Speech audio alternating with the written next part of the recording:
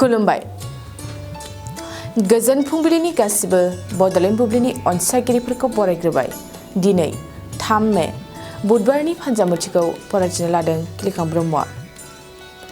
फान्जामुथिनि गिबियाव दं मेष राशि। दिनैनि साना नोंथांनि थाखाय मोजां गाज्रिनि गेजेरजों थांगोन। मोजां खामानि नागिरनानै लानो सानगोन। गोसोआव साननायफ्रा गोबां जागोन। वृष राशि।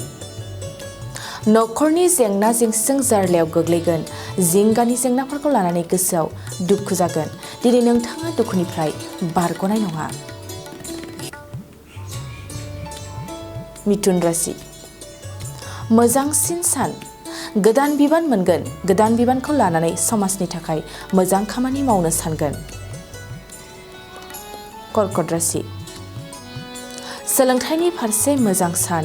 जायखिजाया आनजादावनो उथ्रिसारनो हागोन। थांखि जाफुंसारनायाव हाजासे खुसि जागोन। सिंह राशि। गोसोआव गोबां गोनो गोथो सोमजिगोन। गोसोनि खोथाफोरखौ बुंथिनो हायै जागोन। थांखि मिजिंफोर होसोनाया गोसोआवनो थागोन।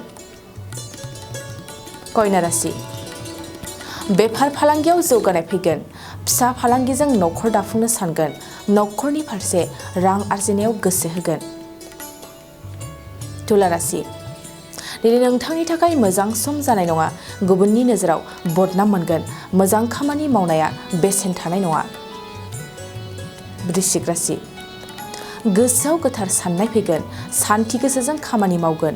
जिउ देरहासारनायनि गोनांथार खामानि मावगोन। धनु राशि। थांखि होसोनायाव मोजांसिन। गोसोनि हास्थायनाया जाफुंसारगोन। मोजां खामानिनि फारसे नाजाबाय थागोन। मकर राशि। बिसि फिसायनि गेजेराव गोबां नांलायनाय जागोन। फिसा जेंनाखौनो गिदिर खालामगोन। हारसिङैनो सानना दुखु जागोन। कुम्भ राशि। दिनै जेखि खामानि मावा जाफुंसारनाय नङा। गोसोआव नाजानाय थाब्लाबो फैमाल जागोन। फैमाल मिजिंखौ लानानै उन दाहा खालामगोन। मीन राशि। नखराव एना एनि गोरोबलायगोन। खौसेथि नखरखौ मावनो लानाय खामानिखौ मावफुंगोन। नखराव मोजां अनलायनाया फैफिनगोन। दिनै सानसेनि राशि फरायथिनायाबो एसेनोसै। आसा खालामो नोंथांनि दिनैनि साना मोजाङै मोजां थांगोन बेखौ बड'लेण्ड बुब्लि नखरनिफ्राय मिजिंथिबाय। गोजोन्थों। गुन गोनां फरायसाफोरनिसिम मोनसे गोनां फोसावथाय। गुबुन गुबुन डिप्ल'मा इन्जिनियारिं डिजाइनार आरो PhD डिग्रीफोरनि थाखाय क'क्राझार CITआव एडमिसननि अनलाइन रेजिस्ट्रेशन खालामनाया जागायबाय।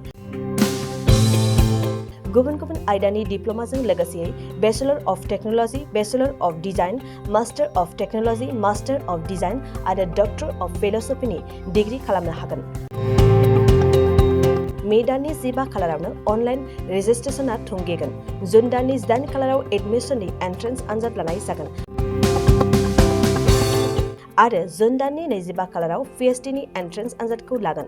अनलाइन रेजिस्ट्रेशनखौ नोंथांमोनहा दिनैनिफ्रायनो www.admission.cit.ac.in आव खालामनो हागोन।